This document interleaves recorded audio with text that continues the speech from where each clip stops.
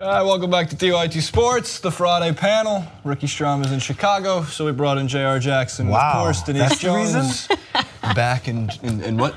That's the reason, just because Ricky's not here, though, so therefore bring this asshole, huh? Yes, exactly. Okay. You know, what happened before Ricky showed up? We had you on all the time. I think you got to blame Ricky. Ricky's afraid of me. That's called immediately throwing your employee under the bus.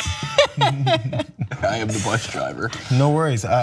He's watching, I know, so he'll know. He probably is sitting here watching. It's very true. And of course, Denise Jones. Good to be back, guys. Welcome really good back. to be back. Yes. He kind of intimidated me off camera, but yeah, just threatening me and Right. I mean, the thing is right away, but what I did learn was that Denise is able to go ahead and fire back. So yeah, this is true. No more grace period. This is going to be a very civil, fun show. I promise you. We're doing 6 today. The first, though, on the list is the news that came out yesterday from the NFL. Ezekiel Elliott's suspension will start immediately, although he could technically appeal the appeal / the injunction.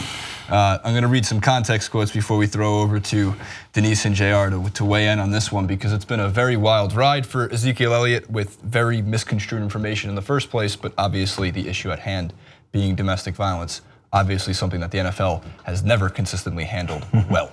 So first we'll go to ESPN's context. Quote, the Cowboys don't play again until Sunday, October 22nd at San Francisco. If Elliott's legal team can't put the suspension on hold again, he would miss the 49ers game plus games against the Redskins, Chiefs, Falcons, Eagles, and Chargers, and would be eligible on November 30th at home against Washington. Again, just after Thanksgiving. And we'll move to the tweet that was sent out, because this has to do with the idea that they will probably be filing another injunction. But this means that Elliott and the NFLPA will file one in the Southern District of New York. He needs it to keep playing if he wants to play this season. And that's all we have, at least in terms of what's going on. It's been injunction, appeal, injunction, fight the NFL, and then the NFL Players Association on behalf of Ezekiel Elliott. At this point, where do you guys stand? Should the suspension have been sentenced, and should Ezekiel Elliott have to carry out this based on what we know, which isn't really all that much? I think it's a little unfair because, again, his court hasn't even come to a closing. Like, there hasn't been a decision made. So he's being treated like if this is something, these allegations have already been decided, like this is something confirmed that he did. And because it's not, it's become a power over player discipline situation. Like it's power control that these guys are having. It's completely unfair. He doesn't deserve the 6-game suspension. Thankfully, there's a bye week, so here's buying more time. But it's really unfortunate because of the fact that they're just so inconsistent. The league is very inconsistent. So in order to get that ironed out, because that is the problem. Right.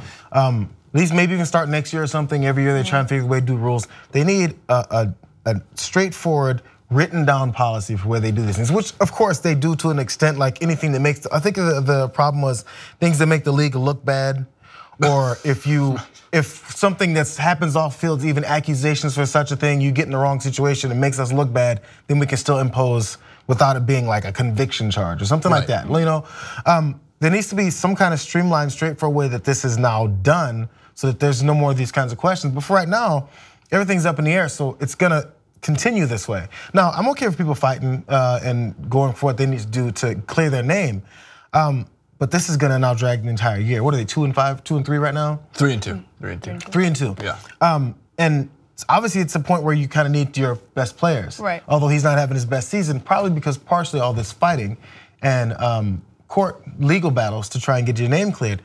So it's either answer is not good. I think Stephen A. Smith was like, go to hell home and take care of whatever you need to take care of and get it done. And then, so if he does that, it's ruining half his season. If he stays, he's ruining the rest of his season. Right. So there's no good answer here. It's a tough situation. What sucks about it, truthfully, is that like you have the NFL's inconsistency.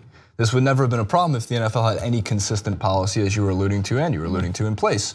In general, since the Ray Rice incident, there should have just been immediate reaction, which was if it was written out in such a way that says if you are suspected of any kind of domestic violence or sexual assault, any of these things, it's an immediate X-game suspension. Whether you've been proven guilty or not, it's within the NFL's right to do it. They're a private company, they can lay out the laws, but instead they flip-flop on all of these.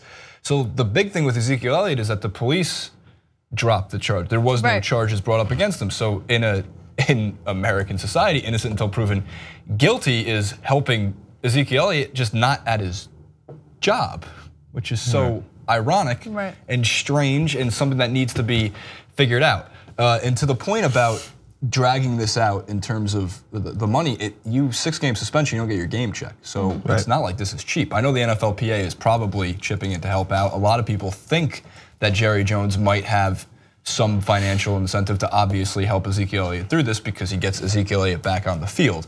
So it's a very painful triangle that has been dragged out for now almost, I feel like we're going on 7, 8, 9 months and possibly will continue into next year. And then you have to remember, all right, other scandals in the NFL has gone on for 18 months to 24 months. It just drags, it drags. So I think in general we're in a They've taken into consideration that this will now be a starting point for potential other conflicts. So there's the battle all the time that how, when it comes to sexual assault, domestic violence, whose side are we gonna believe? And we know overwhelmingly, a lot of times the victims aren't believed, aren't listened to, so that's why many of them either wait or never say anything, or then when the right time comes, then they say something, we go, how come you haven't said anything this whole time?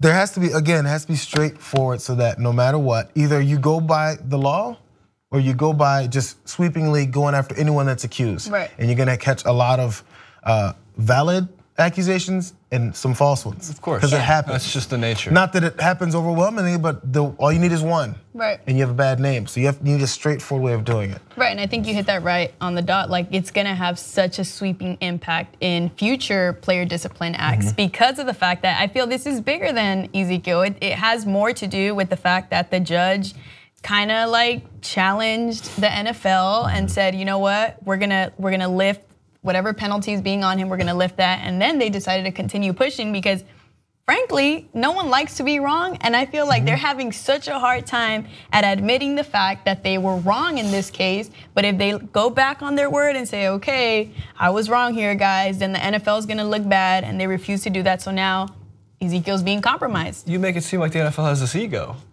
The NFL, of all things? No way. All he has to do to clear his name is stand for the anthem, claim that Roger Goodell is right, maybe tweet under an alias. It's funny, the one place that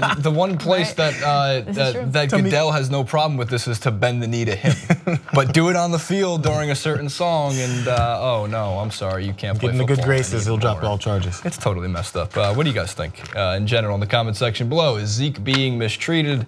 Should this be concluded? Is this also on the NFL for what they have put in place in terms of their policies, guidelines? So be it. At Denise on the Twitter, at Jayar Jackson on the Twitter, Jason Rubin 91. Make sure to check us over at TYT Sports, and we'll be back in just a minute.